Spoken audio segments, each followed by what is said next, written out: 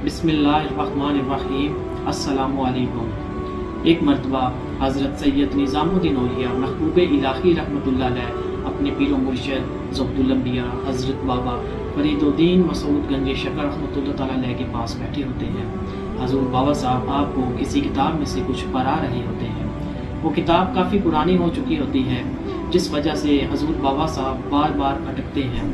तो हज़रत निज़ामुद्दीन कहते हैं कि मैंने ये किताब किसी दूसरे इंसान के पास देखी है, आप उससे मंगवा के हमें सिखा दें।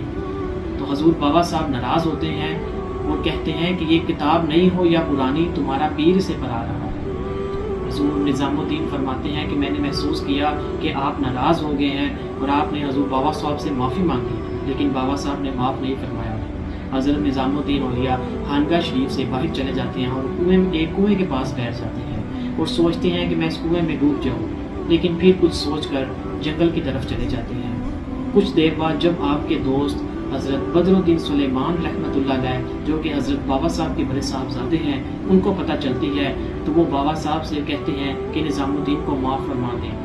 हज़रत निज़ामुद्दीन औलिया को बुलाया जाता है तो हज़रत निज़ामुद्दीन औलिया महबूब इलाही हज़ूर बाबा साहब के कदमों में सर रख देते हैं, जिस पे हज़रत बाबा फरीदुद्दीन मसूद गंज शकर रहमतुल्लाह अलैह फरमाते हैं कि निज़ामुद्दीन, मैं ये सब कुछ तुम्हारे लिए तो करता हूँ। पीर और मुरीद का रिश्ता ऐसा है जिस तरह शादी के दिन दुल्हन की सहेलियाँ उसको खूबसूरत बनाती हैं, उसको तैयार करती हैं। पीर अपने मुरीद को ये सब बातें करके होश संवार देता है, उसको खूबसूरत बना देता है।